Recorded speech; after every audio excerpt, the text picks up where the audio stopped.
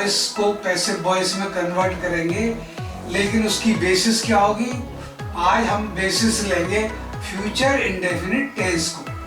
Future indefinite tense की पहले हम एग्जाम्पल लिख के आपको बताते हैं। हम वही अपना एग्जाम्पल लेते हैं जो पिछले टेंसेस में बताई है, जैसे mister Sharma will teach English. और दूसरी एग्जाम्पल जो बताई है वो बताई थी a gardener will water the plants. बच्चों ये सेंटेंस दो जो हैं ये फ्यूचर इंडेफिनिट टेंस को शो करते हैं। अब इसकी पहचान क्या होती है, इसके रूल्स क्या होते हैं?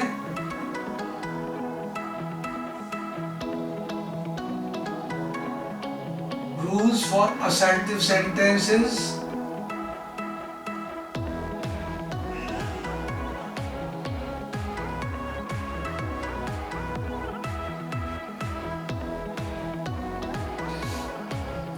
आपको सबसे पहले सब्जेक्ट लगाना है,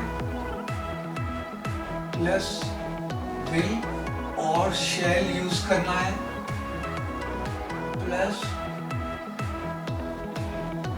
first form of verb use करनी है, प्लस ऑब्जेक्ट यूज करना पड़ेगा। ये फ्यूचर इंडेफिनिट का रूल है। जैसे subject mister Sharma, will or shall, I am using will here, will। First form of verb teach की फर्स्ट फॉर्म टीच है और ऑब्जेक्ट है इंग्लिश। अब ये है असर्टिव सेंटेंसेस के लिए। अब मैं नेगेटिव सेंटेंसेस का रूल बता देता हूं।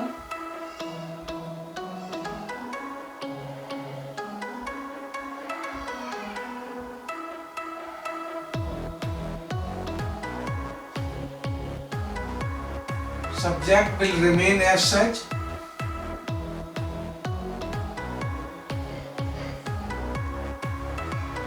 Will or shall plus not.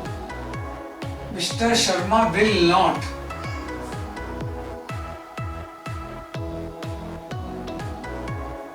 First form of verb plus object.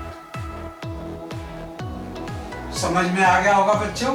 Simple rules हैं। इसमें विल शैल के बिना फ्यूचर नहीं बनता, और विल शैल के बाद कभी भी कोई वर्ब की फॉर्म दूसरी नहीं आती, ओरिजिनल फॉर्म यूज करना है पड़ता है हमें।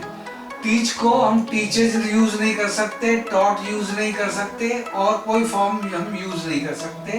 विल शैल यूज किया है तो फर्स्ट फॉर्म हमें यूज करनी पड़ेगी। तीसरा रूल्स है इंटेरोगेटिव का।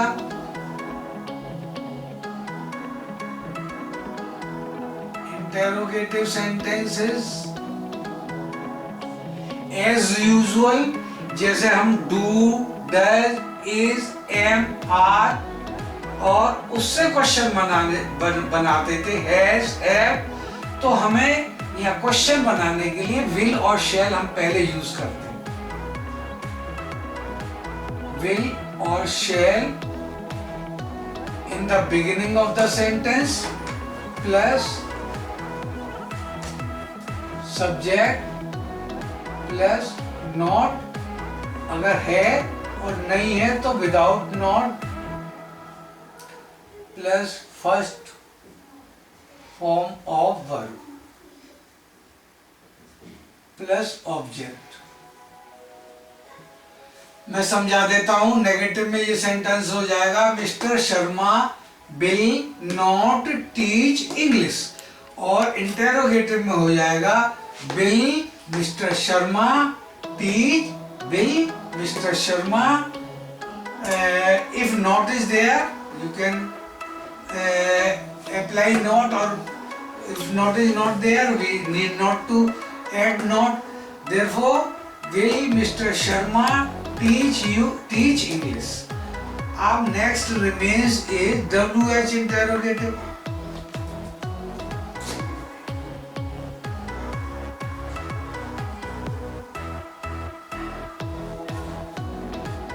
इसमें हो गया WH sentences.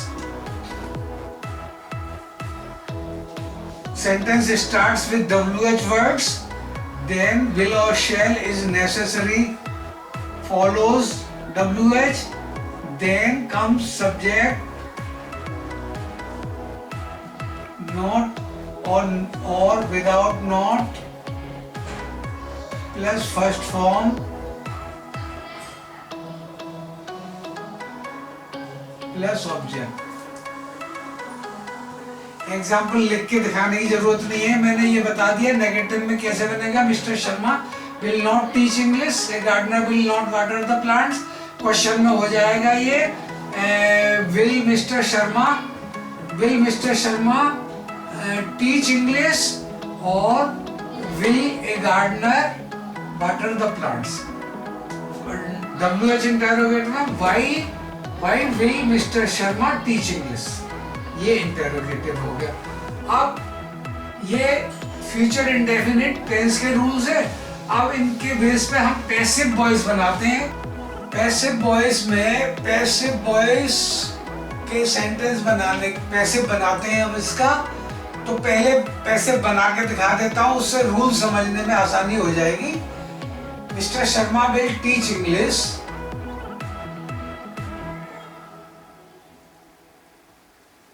English will be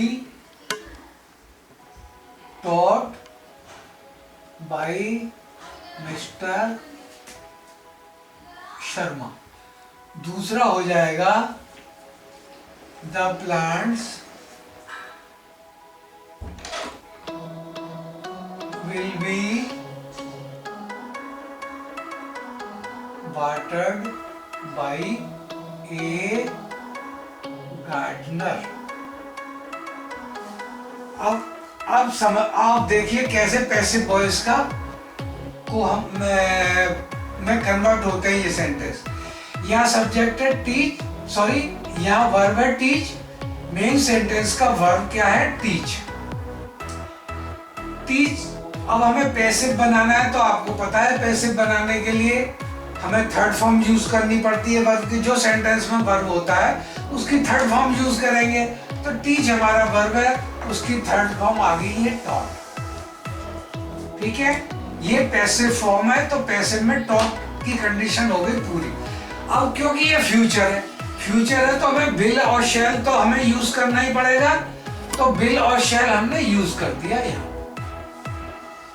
अब एक नई प्रॉब्लम हमारे सामने आती है कि इंग्लिश विल टॉट बाय, हमें ये पैसिव ऐसे बनाना चाहिए, English will taught by Mister Sharma. हो गया ये थर्ड फॉर्म पैसिव की, और ये फ्यूचर शो करने के लिए. लेकिन ऐसा नहीं होता. क्यों? विल और शैल के बाद चिल्ड्रन कभी भी जो है कोई दूसरी फॉर्म वर्ब की यूज नहीं होती, उसकी हमेशा फर्स्ट फॉर्म ही यूज होती है. लेकिन हमें तो as a condition passive form में थर्ड फॉर्म यूज करनी है, तो विल के बाद इमीडिएटली टॉट हम नहीं लिखेंगे. उस कंडीशन को पूरा करने के लिए अगेन हम बी की हेल्प लेते हैं. तो बी अगर हम यूज कर लेते हैं, उसके बाद ये थर्ड फॉर्म एप्लीकेबल है. English will be taught by Mister Sharma, the plants will be watered by a gardener. बच्चों अच्छी तरह से समझ में आ गया होगा. अब इसका रूल चाहे तो लिख सकते हैं आप. रूल में आप सब्जेक्ट कौन सा? जो पहले ऑब्जेक्ट था.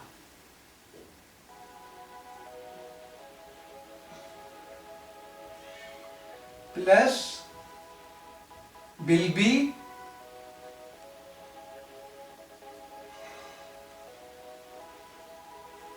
will और shall plus be plus third form of verb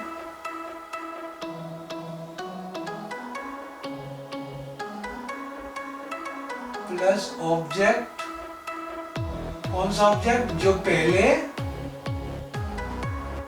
subject था, सब्जेक्ट अर्लियर। ये इसका रूल बन गया। अब अकॉर्डिंग टू रूल देखिए, subject English will here plus be. क्यों? ये थर्ड फॉर्म विल के साथ नहीं आ सकती, इसलिए इसकी हेल्प लेने के लिए हमने बी को यहाँ पे यूज किया। अब हम चलते हैं नेक्स्ट। ये है असर्टिव के लिए, for assertive.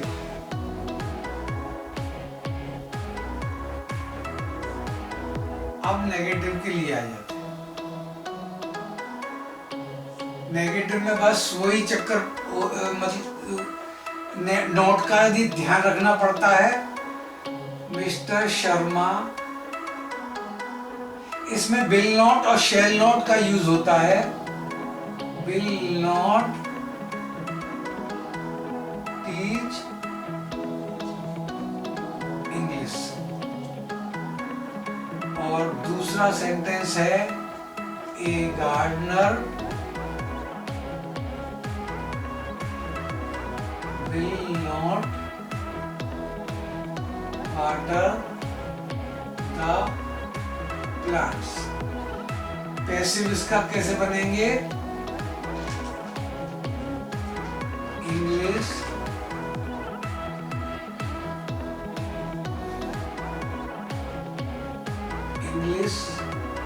will not be taught। English subject will here not be taught by Mr. Sharma। A gardener, sorry, the plants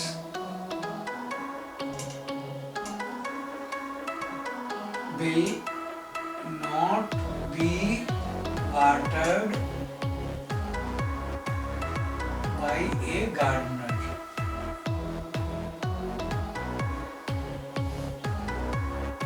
ये पैसिव वॉइस हो गया। अब इसका रूल समझने के लिए कुछ भी नहीं है। सब्जेक्ट प्लस विल नॉट और शैल नॉट।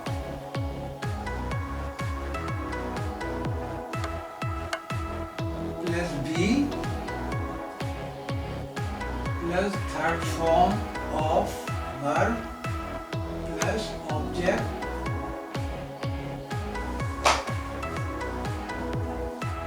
इंटेरोगेटिव में ये सेंटेंस कन्वर्ट हो जाएगा।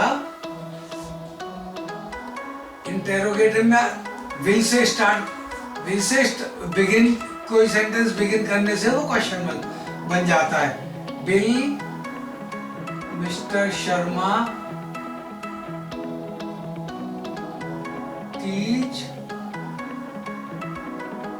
English? Will a gardener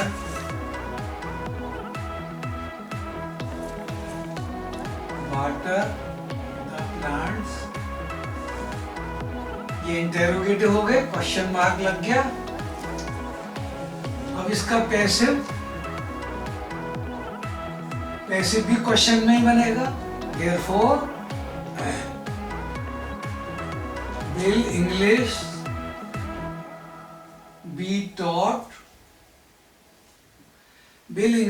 taught by Mr. Sharma? और पैसिव में भी क्वेश्चन बन गया। दूसरे का बना will the plants be watered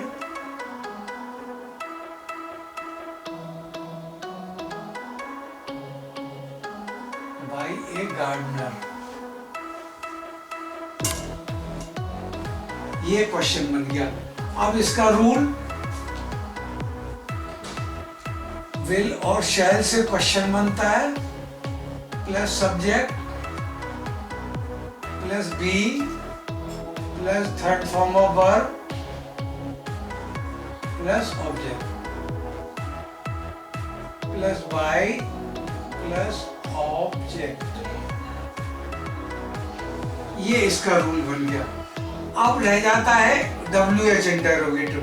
WH interrogative में मैंने आपको सीधा बता दिया था, यहाँ Y लगा देने से वो बन जाता है WH interrogative.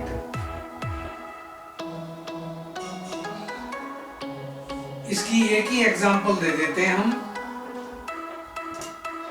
Why will mister Sharma teach English? Mister Sharma English क्यों पढ़ाएंगे? दूसरा मैं एग्जांपल अवॉइड कर रहा हूं, एक से ही समझ जाएंगे आप इजीली। इसका पैसिव बना देता हूं। पैसिव भी, क्योंकि ये वाई से स्टार्ट है, WH इंटरोगेटिव है, तो पैसिव भी इसका इंटरोगेटिव में ही बनेगा और वाई से ही स्टार्ट होगा। Why will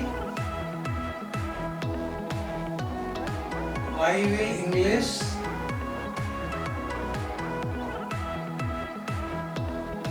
be taught by Mister Sharma. इसी तरीके से why will the plants be watered by a gardener? वो इसका दूसरा। तो बच्चों, ये आपके फ्यूचर इंडेफिनिट की टेंस की आपको नॉलेज हो गई, और उसके बेसिस पे हमने पैसिव कैसे बनाए और हर पैसिव के नीचे उसके रूल कैसे दिए हैं, वो आपको समझने की जरूरत है। ये आप समझ लेंगे तो कोई भी किसी भी एग्जाम में आपका एक नंबर भी नहीं कटने वाला। अब हम नेक्स्ट टेंस पे चलते हैं। आपको नेक्स्ट टेंस बता दूं फ्यूचर में, फ्यूचर कंटिन्यूअस। ध्यान रखिए बच्चों, फ्यूचर कंटिन्यूअस टेंस का एक्टिव पैसिव वॉइस नहीं बनता है। खाली एक्टिव वॉइस में तो हम सेंटेंस को सीधा बोल सकते हैं, लेकिन उसकी पैसिव वैलिड नहीं होती, पैसिव वॉइस नहीं बनती। तो अब हम चलते हैं फ्यूचर परफेक्ट टेंस की तरफ।